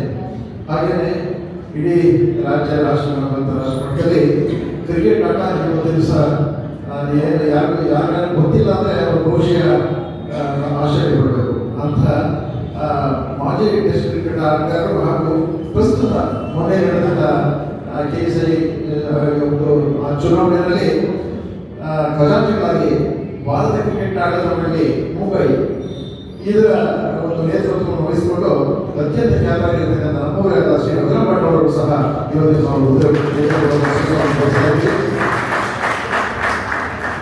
ಇಂತಹ ಖ್ಯಾತ ನಮ್ಮನ್ನ, ಇಂತಹ ದಿಗ್ಗಜರನ್ನ, ಇಂತಹ ಖ್ಯಾತ ಕಣ್ಮಣಿಗಳನ್ನ ನಾವು ಅಖಿಲ ಕರ್ನಾಟಕ ಬ್ರಾಹ್ಮಣ ಮಹಾಸಭಾದಲ್ಲಿ ಪ್ರತಿ ತಿಂಗಳ ಕೊನೆಯ ಶುಕ್ರವಾರ ದಿವಸ ಅವ್ರನ್ನ ಹೃದಯಪೂರ್ವಕವಾಗಿ ಗೌರವಿತವಾಗಿ ಅವ್ರನ್ನ ಆಹ್ವಾನ ಮಾಡಿ ಅವರಿಗೆ ಗೌರವವನ್ನು ಸಲ್ಲಿಸಿ ಅವರ ಪ್ರತಿಭೆಯನ್ನು ಮತ್ತು ಅವರು ಮಾಡಿರ್ತಕ್ಕಂಥ ಕೆಲಸ ಕಾರ್ಯಗಳನ್ನ ಮುಂದಿನ ಪೀಳಿಗೆಗೆ ಅವರ ಆದರ್ಶ ಆಗಿದ್ದಾರೆ. ಅದಕ್ಕೋಸ್ಕರ ಅದನ್ನ ನಾವೆಲ್ಲ ಅವರ ಅನುಕರಣೆ ಮಾಡಬೇಕನ್ನೋ ದೃಷ್ಟಿಯಿಂದ ಈ ಒಂದು ಕಾರ್ಯಕ್ರಮವನ್ನು ಹಮ್ಮಿಕೊಂಡಿರ್ತಕ್ಕಂಥ ಸಂದರ್ಭದಲ್ಲಿ ಸಾಮಾನ್ಯ ನಮ್ಮ ಗೌರವದ ನಮ್ಮ ರಂಗನಾಥ್ ಅವರ ಹೃದಯಪೂರ್ವಕ ಸ್ವಾಗತ ಬಯಸ್ತಾ ಇದ್ದೀನಿ.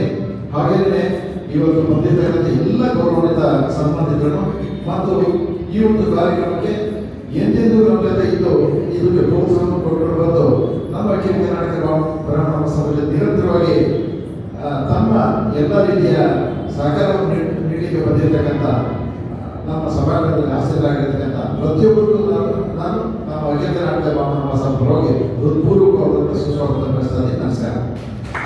ಅವರಿಗೆ ಅಖಿಲ ಕರ್ನಾಟಕ ಬ್ರಾಹ್ಮಣ ಮಹಾಸಭಾ ಪರವಾಗಿ ಗೌರವ ಸಮರ್ಪಣೆಯನ್ನ ಮಾಡ್ತಾ ಇದ್ವಿ. ಅಧ್ಯಕ್ಷರಾದ ರಂಗನಾಥ್ ಅವರು ದಯಮಾಡಿ ವೇದಿಕೆಗೆ ಬರಬೇಕು. ಹಿರಿಯ ಉಪಾಧ್ಯಕ್ಷರಾದ ಲಕ್ಷ್ಮೀಕಾಂತ್ ಅವರು ಬರಬೇಕು. ಅಖಿಲ ಕರ್ನಾಟಕ ಬ್ರಾಹ್ಮಣ ಮಹಾಸಭಾದ ಸಂಘಟನಾ ಕಾರ್ಯದರ್ಶಿಗಳು ಹಾಗೂ ಅಖಿಲ ಭಾರತ ಬ್ರಾಹ್ಮಣ ಫೆಡರೇಷನ್ನ ಮಹಿಳಾ ಘಟಕದ ಅಧ್ಯಕ್ಷರಾದ ಮಾಲಿನಿ ಅವರು ಸಹ ದಯಮಾಡಿ ವೇದಿಕೆಗೆ ಬರಬೇಕು. ನಮ್ಮ ಮಹಿಳಾ ವಿಭಾಗದ ಪದ್ಮ ಅವರು ಸಹ ವೇದಿಕೆಗೆ ಬರಬೇಕು. ಪದ್ಮಾವತಿ ಅವರು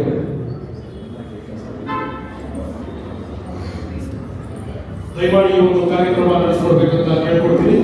ಶ್ರೀಮತಿ ಗಂಗಮ್ಮ ಕೇಶವಮೂರ್ತಿ ಅವರ ಪರಿಚಯವನ್ನು ನಮ್ಮ ವಿಪ್ರ ಮುಖಂಡರು ಹಾಗೂ ಪರಿಸರ ಚಂದ್ರಶೇಖರ್ ಅವರು ನಡೆಸಿಕೊಡ್ತಾರೆ.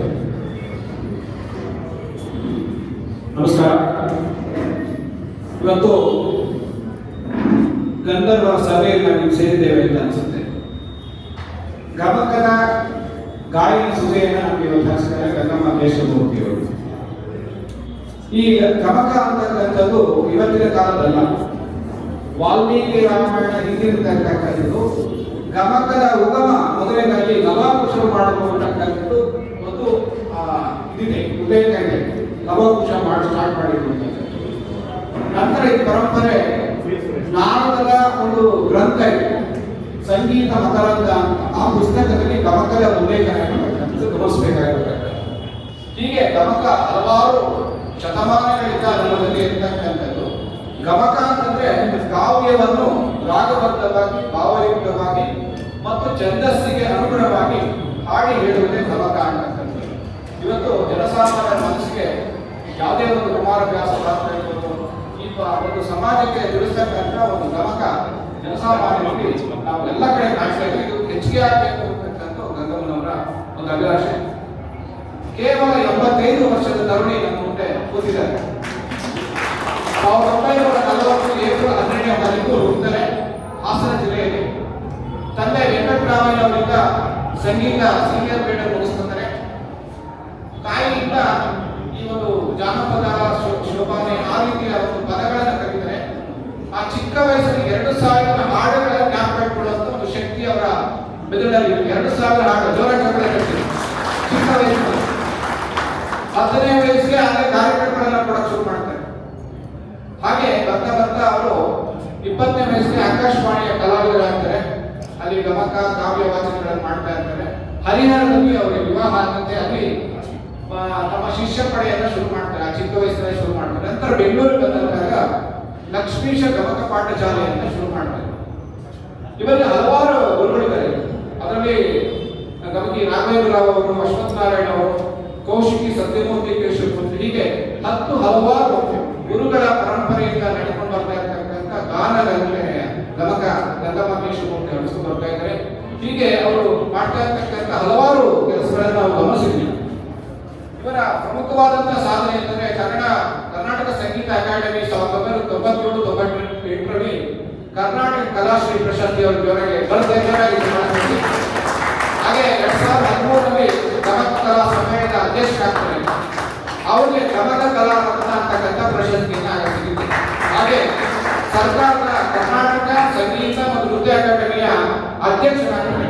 ಅದರಲ್ಲಿ ನಮ್ಮವರಾಗ ತುಂಬಾ ಕಡಿಮೆ, ಅದಕ್ಕೆ ಆಗಿರ್ತಕ್ಕಂಥ ವಿಶೇಷ. ಹಾಗೆ 2017ರಲ್ಲಿ ಕರ್ನಾಟಕ ಗಮಕ ಕಲಾ ಪರಿಷತ್ತಿನ ಅಧ್ಯಕ್ಷರಾಗ್ತಾರೆ. ಹೀಗೆ ಕನ್ನಡ ಸಂಸ್ಕೃತಿ ಇಲಾಖೆಯಲ್ಲಿ ನಮ್ಮವರು ಪ್ರಶಸ್ತಿ ಕೊಡೋದು ಕಡಿಮೆ, ಅಲ್ಲೂ ಸಹ ಕುಮಾರವ್ಯಾಸ ಪ್ರಶಸ್ತಿ ಸಿಕ್ಕಿರ್ತಕ್ಕಂಥದ್ದು ವಿಶೇಷ. ಹೀಗೆ ಹಲವಾರು ಪ್ರಶಸ್ತಿಗಳ ಪಡೆದಿರ್ತಕ್ಕಂಥ ಗಾನ ಸುದೇನ ಹರಿರ್ತಕ್ಕಂಥ ಗಂಗಮ್ಮ ಶಿವಮೂರ್ತಿಯವರ ಸೇವೆ 85 ವರ್ಷ ಅಂತ ಹೇಳಕ್ಕೆ ನನಗೆ, ಯಾಕೆಂದ್ರೆ ಯುವಕರಿಗೆ ನಾಚಿಕೆ ಆಗುತ್ತೆ. ಇಂಥ ಒಂದು ಕ್ರಿಯಾಶೀಲ ವ್ಯಕ್ತಿತ್ವ ನಮ್ಮ ವಿಪ್ರ ಸಮಾಜದಲ್ಲಿ ಇರ್ತಕ್ಕಂಥವ್ರು, ಇವರನ್ನ ಗುರುತಿಸಿ ಗೌರವಿಸ್ತಾ ಇರ್ತಕ್ಕಂಥ ನಮ್ಮ ರಘುನಾಥ್ ಜಿ ಅವರು, ಇದು ನಮಗೆ ನಾವು ಮಾಡ್ಕೊಳ್ತಕ್ಕಂಥ ಒಂದು ಸನ್ಮಾನ ಅಂತ ತಾಯಿಗೆ ಶಾಸ್ತ್ರಾಗ ನಮಸ್ಕಾರ ಮಾಡ್ತಾರೆ. ಎಲ್ಲರೂ ಜೋರಾಗಿ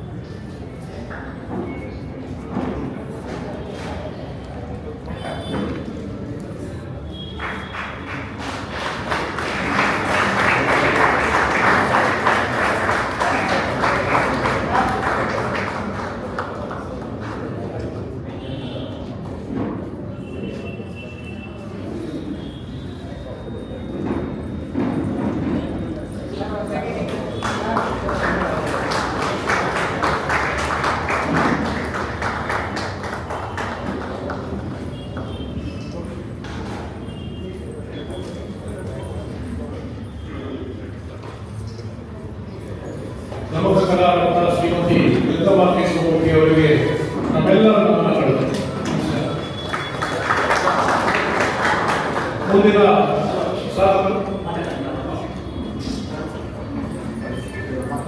ಈ ಒಂದು ಕಾರ್ಯಕ್ರಮದ ಬಗ್ಗೆ ತಮ್ಮ ಅನಿಸಿಕೆಯನ್ನು ಹಂಚಿಕೊಳ್ಳಲಿದ್ದಾರೆ ಶ್ರೀಮತಿ ಗಂಗಮ್ಮ ಶಿವಮೂರ್ತಿ ಅವರು. ಎಲ್ಲರಿಗೂ ನಮಸ್ಕಾರ. ಇಡೀ ನಮ್ಮ ಸಮಾಜ ಗಮಕವನ್ನು ಇಷ್ಟಪಡ್ತಾರೆ. ಯಾರು ಗಮಕ ಬೇಜಾರು ಅಭಿವೃದ್ಧಿ ಬಂದರೆ ಹೇಳಿಲ್ಲ, ಅಥವಾ ಚೆನ್ನಾಗಿಲ್ಲ ಅಂತ ಹೇಳಿಲ್ಲ. ಅಕಸ್ಮಾತ್ ಚೆನ್ನಾಗಿರೋ ಹೇಳಿ ಸರಿ ಮಾಡ್ಕೊಳ್ತಿದ್ದೀರ, ಸರಿ ಮಾಡ್ಕೊಂಡ ಸ್ವಭಾವ ಇದೆ. ಇಷ್ಟೊತ್ತರ ನೀವು ಸೇರಿ ಕೇಳಿದ್ದೀರ ಅಂದಾಗ ನನಗೆ ಪರಮಾನಂದ ಆಯ್ತು. ಎಷ್ಟೋ ಕಾರ್ಯಕ್ರಮಗಳನ್ನು ಮಾಡಿರ್ಬೋದು. ನಾನು ಬೆಂಗಳೂರಿಗೆ 89 ಬಂದಿದ್ದೀನಿ, ಇವಾಗ 2025. ಇಲ್ಲಿ ಬಂದ ಮೇಲೆ 15,000 ಕಾರ್ಯಕ್ರಮ ಮಾಡಿದ್ದೀವಿ. ಅದಕ್ಕೆ ಹಿಂದೆ ಸರಿಯಾದಲ್ಲಿ ಒಂದು 10,000 ಮಾಡಿದ್ವಿ. ಸ್ಟೂಡೆಂಟ್ಸ್ ಒಂದು 2-3 ಸಾವಿರ ಕಪ್ಪೆ ಹಾಕ್ತಿದ್ದೀವಿ, ಸ್ವಲ್ಪ ಜನ ಕೇಳ್ಕೊಟ್ಟಿದ್ದೀವಿ. ಇವಾಗ 20 ಜನ ಕ್ಲಾಸ್ ಮಾಡ್ತಾ ಇದ್ದಾರೆ ಎಲ್ಲ ಕಡೆ. ಅಮೇರಿಕಾದಲ್ಲೂ ಇದ್ದಾರೆ ನನ್ನ ಸ್ಟೂಡೆಂಟು, ಮಂಗಳೂರಲ್ಲೂ ಇದ್ದಾರೆ, ಎಲ್ಲ ಕಡೆಯೂ ಇದ್ದಾರೆ. ಅವರು ಎಲ್ಲರೂ ಬೆಳೆಸಿಸ್ತಾ ಇದ್ದೀವಿ. ಅವರು ಸುಮ್ಮನೆ ಕೂತ್ಕೊಳ್ಳೋಕೆ ಬಿಡಲ್ಲ. ಅಣ್ಣ ಇಬ್ಬರಿಗಾರ ಹೇಳ್ಕೊಡಿ, ಒಬ್ಬರಿಗಾರ ಹೇಳ್ಕೊಡಿ, ನೀವು ಮಾಮ ಹೇಳ್ಕೊಡಿ, ಅತ್ತೆ ಹೇಳ್ಕೊಡಿ, ರಾತ್ರಿಗೆ ಹೇಳ್ಕೊಡಿ ಅಂತ ಎಲ್ಲ ಮಾಡ್ತಾ ಇದ್ದೀವಿ. ಅವರು ಪ್ರೀತಿಯಿಂದ ಮಾಡ್ತಾರೆ. ಹೋದ ವರ್ಷ ಪರೀಕ್ಷೆ ಆದರೆ ಈ ವರ್ಷ ಪರೀಕ್ಷೆ ಬಿಟ್ಟಿಲ್ಲ. ಯಾರು ಹಾಗೆ ಬೆಳೆಸೋದು ಮಾತ್ರ ಬೆಳೆಯುತ್ತಿಲ್ಲ. ನಾವು ಈ ನೆಟ್ಟಿಸ ದೊರಕಿಸಿ ಗೊತ್ತಿಲ್ಲ. ಇರುವಾಗ ಈ ಕೆಲಸ ಮಾಡಬೇಕು. ಸಮಾಜಕ್ಕೋಸ್ಕರ ತಂದೆ ತಾಯಿ ಹಾಕಿರುವ ಒಂದು ದಾರಿ. ಅವ್ರು ಚಿಕ್ಕ ಹುಡುಗಿರಿದ್ದಾರೆ, 6 ವರ್ಷದ ಹುಡುಗಿಯಿಂದನೂ ಪಾಠ ಹೇಳ್ಕೊಡ್ತಾ ಇದ್ದೇನೆ ಇವತ್ತು. ಅವಾಗಿಂದ ಶುರುವಾಗಿರೋದು. ಎಲ್ಲವನ್ನೂ ಹಾಡಬೇಕು, ದೇವಸ್ಥಾನಕ್ಕೆ ಹೋಗಿ ಹಾಡಬೇಕು, ಯಾರ ಮನೆಗೆ ಹೋಗಿ ಹಾಡಬೇಕು. ನಾನು ಅದನ್ನೇ ಬೆಳೆಸಿಸ್ತಾ ಇದ್ದೀನಿ. ಯಾರು ಕಲಿತೀವೋ ನಮ್ಮೋದಲ್ಲೇ ಯಾರೆಲ್ಲ ಮಾಡಿರ್ತಾರೆ. ಆ ಕೆಲಸ ನಾನು ಈಗೂ ಎಲ್ಲ ಮಾಡಿದ್ದೆ. ಗಮಕ ಬೆಳೆಯಬೇಕು, ನಮ್ಮನ್ನ ಸಮಾಧಾನವಾಗಿ ಸಂಸಾರ ಇದ್ದಾಗ ಬೆಳೆಯಬೇಕು. ಎಲ್ಲ ಕಡೆಗೂ ಬೇಕಾದಷ್ಟು ಟೋಪಿ ಪೇಟ ಹಾಕಿಸ್ಕೊಂಡು ಆಗಿದೆ. ಇನ್ನೆಷ್ಟು ಹಾಕ್ತಾರೋ ಗೊತ್ತಿಲ್ಲ. ಅದು ಇಂಪಾರ್ಟೆಂಟ್ ಅಲ್ಲ, ನೀವು ಕೂತ್ ಕೇಳೋದಲ್ಲ, ಅದರಲ್ಲಿ ಖುಷಿಗೂ ಅನ್ನೋದು ನನಗೆ ಭರವಸೆ. ತುಂಬ ಸಂತೋಷ ಆಗಿದೆ. ಇಂತಹ ಒಂದು ಬ್ರಾಹ್ಮಣ ಸಮಾಜದಲ್ಲಿ ನಾವು ಇದೀವಲ್ಲ ಅಂತಂದರೆ ತುಂಬ ಖುಷಿ ಆಗ್ತದೆ. ನಾನು ಅದಕ್ಕೆ ಫಸ್ಟ್ ತಕ್ಷಣ ನನಗೆ ಮೆಂಬರ್ ಮಾಡಿದ್ದು ಫಸ್ಟ್ ಹೇಳ್ತೇನೆ. ನನಗೆ ನಡೆಯುವಂಥದ್ದು ನಮ್ಗೆ ಗೊತ್ತೇ ಆಗಲಿಲ್ಲ. ಖಂಡಿತ ಎಲ್ಲರೂ ಮೆಂಬರ್ ಆಗೋಣ, ಇನ್ನಷ್ಟು ಇಂತಹ ಕಾರ್ಯಕ್ರಮವನ್ನು ಮಾಡೋಣ, ಮನೆ ಮನೆಯಲ್ಲಿ ಮಾಡಿ. ನನ್ನ ಜೊತೆ ಶಾಂತ ಗೋಪಾಲ್ ಅವರು ವ್ಯಾಖ್ಯಾನ ಮಾಡ್ತಾರೆ. ಸಂಸ್ಕೃತ ರಾಮಾಯಣ ಎಲ್ಲ ಮನೆ ಕುಡಿಸಿದ್ದೀವಿ ನಾವು, ಬರೀ ಕನ್ನಡ ಅಷ್ಟೇ ಮಾಡೋದಿಲ್ಲ. ಯಾಕಂದ್ರೆ ನೀವು ಮನೆ ಮಾಡಿ ಏನು ನಿಮಗೆ ಮೈಕ್ ಬೇಕಾಗಿಲ್ಲ, ದುಡ್ಡು ಬೇಕಾಗಿಲ್ಲ, ಮಣ್ಣು ಬೇಕಾಗಿಲ್ಲ, ನೀವು ಕೂಸ್ಬಿಟ್ಟು ಕೇಳಬೇಕು. ಕಾವ್ಯಗಳು ಬೆಳೀಬೇಕು. ಇವತ್ತು ಏನು ನೂರಾರಲ್ಲ ಸಾವಿರಾರು ಕಾವ್ಯಗಳಿದೆ ನಮ್ಮ ಹತ್ರ, ಅದನ್ನು ಪ್ರಚಾರ ಮಾಡೋಣ ಅಂತ ಹೇಳ್ತಾ ಇವತ್ತು ನನ್ನದೊಂದು ಗ್ರೂಪ್ ಇದೆ, ಕರ್ನಾಟಕ ಕನ್ನಡ ಸಭಾ ಪರಿಷತ್ ವಾಟ್ಸಪ್ ಗ್ರೂಪ್ ಮಾಡಿದ್ದೀನಿ. ಅಲ್ಲಿ ದಿನಾ ಬೆಳಗ್ಗೆ 4 ಗಂಟೆ 3:30 ಕಲ್ತಾ ಬರ್ತೀನಿ. ಇವಾಗ ಮೆಂಬರ್ ಎಲ್ಲ ಕಳಿಸ್ತೀವಿ, ಗ್ರೂಪ್ ಕೊಟ್ಬಿಡಿ, ಅಲ್ಲಿ ಹಾಕ್ಬಿಡ್ತೀವಿ, ಎಲ್ಲರೂ ಕಳಿಸ್ತೀವಿ. ಯೇಸು ಕ್ರಿಸ್ತನ ಬಗ್ಗೆ ಒಬ್ಬ ಬ್ರಾಹ್ಮಣರು ಬರೆದ ಕಾವ್ಯ ಇದೆ ನೋಡಪ್ಪ, ಅವರು ಹಾಸನದವರು, ನರಹರಿಯಿಂದ ಎಲ್ಲ ಕಾವ್ಯಗಳು ಬರೆದಿದ್ದಾರೆ. ಈಗ ಕ್ರಿಸ್ಮಸ್ ಬಂದಲ್ಲ ಅಂತ ನಾನು ಆಗ್ತಾ ಇದ್ದೇನೆ. ಅದಾದ್ಮೇಲೆ ಬೇರೆ ಕಾವ್ಯಗಳು ಯಾರು ಅವ್ರ ಮಧ್ಯದಲ್ಲಿ ಹಾಕಿದ್ದಾರೆ, ಫೋನ್ ಮಾಡ್ತಾ ಇದ್ದಾರೆ. ದಿನ 1-2 ಗಂಟೆ ಅವ್ರಿಗೂ ಮಾಡಿದ್ರೆ ಆ ಮನುಷ್ಯಕ್ಕೂ ನಾವು ಪ್ರೋತ್ಸಾಹ ಕೊಡಬೇಕಾಗುತ್ತೆ. ಈಗಿನ ಅವರ ಕಾವ್ಯಗಳನ್ನು ಪ್ರಚಾರ ಮಾಡಬೇಕು. ಕುಮಾರವ್ಯಾಸ ಇವತ್ತಿಲ್ಲ, ಕವಿಗಳಿದ್ದಾರಲ್ಲ ಅವ್ರ ಕಾವ್ಯಗಳನ್ನು ಹಾಡಿದಾಗ ಕವಿಗೆ ಎಷ್ಟು ಖುಷಿ ಆಗುತ್ತೆ. ಅದು ಇನ್ನೇನು ಹೊಟ್ಟೆ ಆಗಲ್ಲ, ಸಂತೋಷ ಕೊಡ್ಬೋದು. ಆ ಕೆಲಸ ನಾನು ಮಾಡ್ತಾ ಇದ್ದೀನಿ. ಅದನ್ನು ಎಲ್ಲರೂ ಕೇಳಿ, ನೀವು ಗ್ರೂಪನ್ನು ಕೊಡಿ, ನಾನು ಅಲ್ಲಿ ಬೆಳಗ್ಗೆ ಹಾಕ್ತೀನಿ, ಎಲ್ಲರೂ ಕೇಳ್ಬೋದು, ಈ ವಿನ್ಯಾಸದಲ್ಲಿ ಬಳಸ್ಬೋದು. ಈ ಕೆಲಸವನ್ನು ಎಲ್ಲರೂ ಮಾಡಿ ಅಂತ ನಿಮ್ಮ ಪ್ರೀತಿಗೆ ನನ್ನ ಶಿರಸಾಷ್ಟಾಂಗ ನಮಸ್ಕಾರ.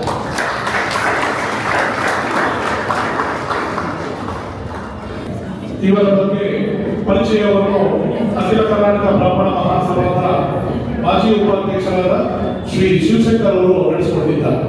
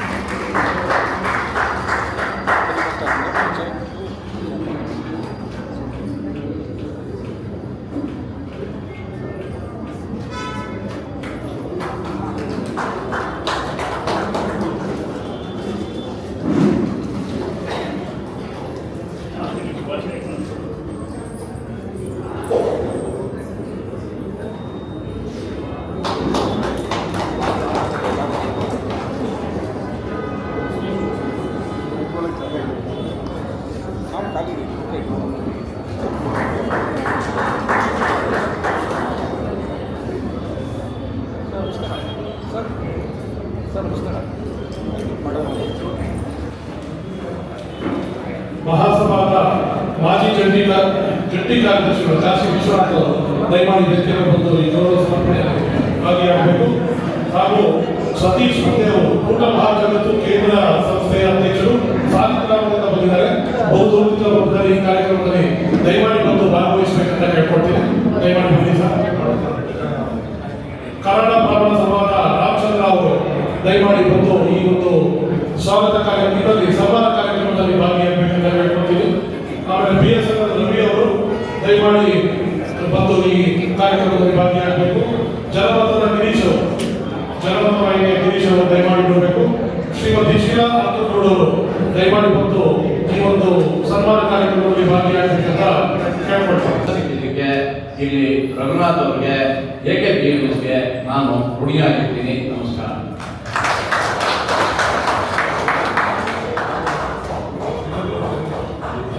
ಅವರು ಶ್ರೀಮತಿಯವರು ಒಂದ್ಸಲ ಬರಬೇಕು.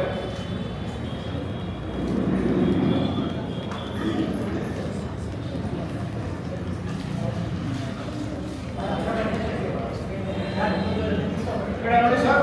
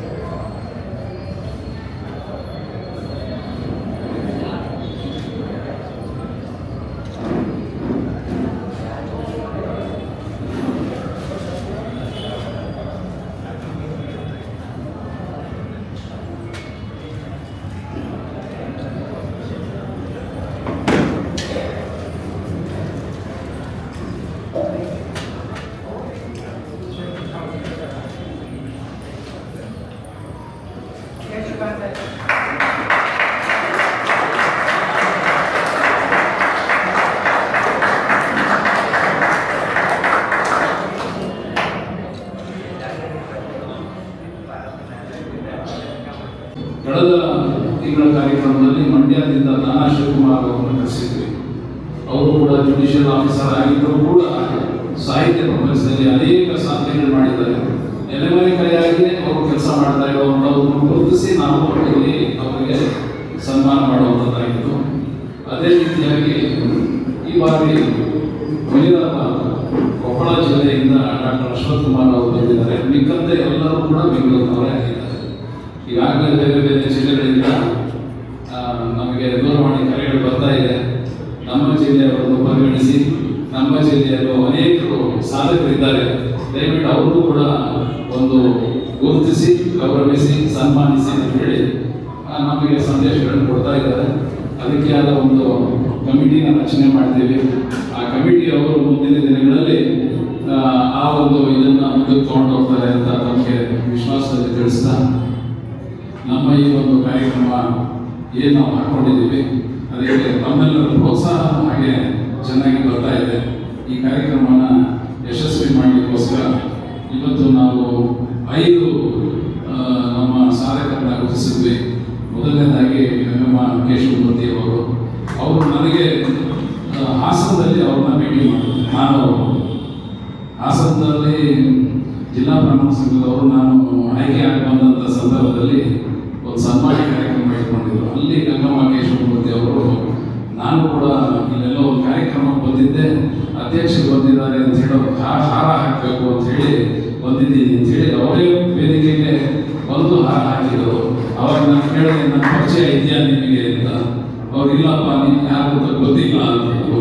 ಅವಾಗ ಅವ್ರು ಹೇಳಿದೆ, ನೀವು ಮಾಡ್ಲವ್ ಸ್ಟ್ರೀಟ್ನಲ್ಲಿ ನಮ್ಮ ಮನೆ ನಿಮ್ಮ ಮನೆ ಒಟ್ಟಿಗೆ ಇತ್ತು, ನಮ್ಮ ತಾಯಿ ಕಮಲಮ್ಮನವರು ನೀವು ಬಹಳ ಆತ್ಮೀಯ ಸ್ನೇಹಿತರು ಅಂತೇಳಿ ಪರಿಚಯ ಮಾಡಿಬಿಟ್ಟು ಅವಾಗ ಅವರೆಲ್ಲರೂ ಬಂದು ನಮ್ಮ ಇಡೀ ಕುಟುಂಬದ ಎಲ್ಲ ಸದಸ್ಯರ ಹೆಸರುಗಳನ್ನು ಹೇಳಿ, ಅಯ್ಯೋ ಇಷ್ಟೊಂದು ಇದು ಗೊತ್ತೇ ಇರಲಿಲ್ಲ ಅಂತ ಹೇಳಿ ಒಂದು 2-3 ದಿನದಲ್ಲೇ ನಮ್ಮ ಮನೆಗೆ ಬಂದು ನಮ್ಮ ತಾಯಿಯವ್ರ ಜೊತೆ ಕೂತು ಮಾತನಾಡಿ ಅವರ ಹಳೆಯ ವಿಚಾರಗಳನ್ನೆಲ್ಲ ಮೆಲುಕು ಹಾಕಿತ್ತು. ಅವ್ರ ಜೊತೆ ನಾವು ಮಾತಾಡಿದ್ದೆ. ನಮ್ಮ ಅಖಿಲ ಕರ್ನಾಟಕ ಬ್ರಾಹ್ಮಣ ಮಹಾಸಭಾದ ಕಾರ್ಯಕ್ರಮದಲ್ಲಿ ತಾವು ಬರಬೇಕು, ಒಂದು ಕಾರ್ಯಕ್ರಮ ನಡೆಸ್ಕೊಡ್ಬೇಕು ಅಂತ ಹೇಳಿ ಇವತ್ತು ಬಂದು ನಡೆಸ್ಕೊಟ್ಟಿದ್ದಾರೆ. ಅವ್ರಿಗೆ ಅನಂತ ವಂದನೆಗಳು. ಮತ್ತು ನಮ್ಮ ಆತ್ಮೀಯ ಸ್ನೇಹಿತರಾದಂಥ ರಘುರಾಮ್ ಭಟ್ ಅವರು ಟೆಸ್ಟ್ ಕ್ರಿಕೆಟ್ ಆಟಗಾರರು, ರಂಜಿ ಟ್ರೋಫಿ ಆಟಗಾರರು, ಅನೇಕ ಸಾಧನೆಗಳು ಮಾಡಿದ್ದಾರೆ ಕ್ರಿಕೆಟ್ನಲ್ಲಿ. ಅವ್ರು ಈಗೇನಂತ ಹೇಳಿದ್ರೆ ಈಗ ಕಾಲು ತುಳಿತ ಆದಂಥ ಸಂದರ್ಭದಲ್ಲಿ ಅವರೇ ಅಧ್ಯಕ್ಷರಾಗಿದ್ದರು. ಆದರೆ ಗುರುತರವಾದ ಆರೋಪ ಬಂತು, ಅವರುಗಳೆಲ್ಲರೂ ರಾಜೀನಾಮೆ ಕೊಡಬೇಕಾಗಿತ್ತು. ಈಗ ಅವರು BCCI one of the richest cricket body in the world, ಅದಕ್ಕೆ ಅವರು ಟ್ರೆಷರ್ ಆಗಿ ನೇಮಕ ಆಗಿ ಸಾಧನೆಯಲ್ಲಿದ್ದಾರೆ. ಅದಕ್ಕೋಸ್ಕರ ಅವರು ಕೂಡ ಕರೆದು ಬಂದು ಇದು ನಮ್ಮ ಗೌರವ ಸ್ವೀಕಾರ ಮಾಡಬೇಕು ಅಂತ ಹೇಳಿದ್ರು. ಬಂದರು ಅವರು. ಈಗ ಯಾವುದೋ ಒಂದು BCCI ಕಾನ್ಫರೆನ್ಸ್ ಆಗಿದೆ, ಅದಕ್ಕೆ ಹೊರಡಬೇಕು ಅಂತ ಹೇಳಿ ಇದರಿಂದ ಬೇಗ ಹೊರಟಿದ್ದಾರೆ. ಅವ್ರಿಗೂ ಕೂಡ ನಮ್ಮ ಪರವಾಗಿ ವಂದನೆಗಳು. ಜೊತೆಗೆ ನಮ್ಮ ಲಯಗಾರ ಪ್ರತಿಭಾಮಣಿ ವಿದ್ವಾನ್ ಮೃದಂಗಿಷ್ಟ KV ರವಿಶಂಕರ್ ಅವರು ಕೂಡ ಮಹಾ ಸಾಧಕರು. ಅವರು ಕೂಡ ಗೌರವವನ್ನು ಸ್ವೀಕರಿಸಬೇಕು ಅಂತ ಹೇಳಿದಾಗ ಅವರು ಬಂದು ನಮ್ಮ ಈ ಕಾರ್ಯಕ್ರಮದ ನಮ್ಮ ಗೌರವವನ್ನು ಸ್ವೀಕರಿಸಿದ್ದಾರೆ. ಅವ್ರಿಗೂ ಸಹ ವಂದನೆಗಳು. ಮತ್ತು ಶ್ರೀಮತಿ ನಳಿನಾ ಮೋಹನ್ ಅವರು ಮತ್ತು ಅವರ ಯಜಮಾನ ಮೋಹನ್ ಅವರು ಹಿಂದೆ ಕೂತಿದ್ದಾರೆ. ಸೊ ಇವರು ಕೂಡ ಬಹಳ ದೊಡ್ಡ ಸಾಧಕರು, ವೈಲಿನ್ ವಿದ್ವಾಂಸರು, ಬಹಳ ಪ್ರಶಸ್ತಿಯನ್ನು ತಗೊಂಡಿರುವಂಥವ್ರು. ನನಗೆ ಹೀಗೆ ಯಾವುದೋ ಒಂದು ವಿಚಾರದಲ್ಲಿ ಒಂದಷ್ಟು ಚರ್ಚೆಗೆ ಬಂದಾಗ ನಾನು ಚಿಕ್ಕ ವಯಸ್ಸಲ್ಲಿ ವೈಲಿನ್ ಕಲ್ತಿದ್ದೆ 3 ವರ್ಷ. ಹೊಸಗುಡಿ ನಟರಾಜರು ಆಮೇಲೆ ಪೆಟ್ಟಿಗೆ ಇಟ್ಟು ಅದನ್ನು ಲಾಕ್ ಮಾಡಿಟ್ಟೆ. ಅದಾದ್ಮೇಲಿಂದ ನನ್ನ ಮಗಳು ಅವಳು ಒಂದು ಸ್ವಲ್ಪ ಹೀಗೆ ವೈಲಿನ್ ಕಲಿಬೇಕು ಅಂತ ಹೇಳಿದಾಗ ನಳಿನಮ್ಮ ಅವರನ್ನೇ ನಾನು ಕಳಿಸ್ಕೊಡ್ತಿದ್ದೆ. ಆದರೆ ಅವಳು ಡಾಕ್ಟ್ರು ಬಿಸಿ, ಹಾಸ್ಪಿಟ್ಲ್ಗೆ ಹೋಗೋದು ಬರೋದು ಅಂತ ಹೇಳಿ ಅದು ಅಲ್ಲಿಗೆ ಅವರು ನಂತರನೇ ನಂಬಿಕೆ ತಿಳಿದಾಳೆ. ಆದರೂ ಕೂಡ ಕಳಿಸ್ಕೊಡಿ ಅಂತ ಹೇಳ್ತಾ ಇದ್ದಾರೆ. ನಮ್ಮ ಈ ಒಂದು ಸಮಾರಂಭಕ್ಕೆ ಬಂದು ಗೌರವ ಸ್ವೀಕರಿಸಿದ್ದಾರೆ. ಅವ್ರಿಗೂ ಕೂಡ ತುಂಬ ವಂದನೆಗಳು. ಅದರ ಜೊತೆಯಲ್ಲಿ ಹುಮ್ಮೇರಾಬಾದ್ ಹೊಸಪೇಟೆಯಿಂದ ಕೊಪ್ಪಳದಿಂದ ಬಂದಿರತಕ್ಕಂಥ ಡಾಕ್ಟರ್ ಅಶ್ವಥ್ ಕುಮಾರ್ ಅವರು ಪರಿಚಯಿಸಿದ್ದು ನಮ್ಮ ಡಾಕ್ಟರ್ ಜಗನ್ನಾಥ್. ಕಳೆದ ಬಾರಿ ದಾನಶಿವರ ಶಿವಕುಮಾರ್ ಅವರನ್ನು ಪರಿಚಯ ಮಾಡಿಸಿದ್ದು ಕೂಡ ಜಗನ್ನಾಥ್. ಈ ಬಾರಿ ಕೂಡ ನಮ್ಮ ಡಾಕ್ಟರ್ ಅಶ್ವಥ್ ಕುಮಾರ್ ಅವರನ್ನು ಪರಿಚಯಿಸಿದ್ದಾರೆ. ಅವರು ಕೂಡ ಸರ್ಕಾರದ ಒಂದು ಜವಾಬ್ದಾರಿಯಲ್ಲಿ ಪಶುವೈದ್ಯಕಾರಿಯಾಗಿ ಕೆಲಸ ಮಾಡ್ತಿದ್ರು. ಅನೇಕ ರಂಗಗಳಲ್ಲಿ ಅವರು ಮಾಡದೇ ಇರೋ ಕೆಲಸವೇ ಇಲ್ಲ ಅನ್ನೋದನ್ನು ಪರಿಚಯ ಆಗಿದೆ. ಅಂಥ ಸಾಧಕರಿಗೂ ಕೂಡ ಎಲೆಮರೆಕಾಯಿ ಇರೋದ್ರಿಂದ ಅವರನ್ನು ನಾವು ಗುರುತಿಸಿ ಇವತ್ತು ಅವ್ರಿಗೆ ಒಂದು ಗೌರವ ಸನ್ಮಾನ ಮಾಡ್ತಾ ಇರೋದು ಕೂಡ ನಮ್ಮ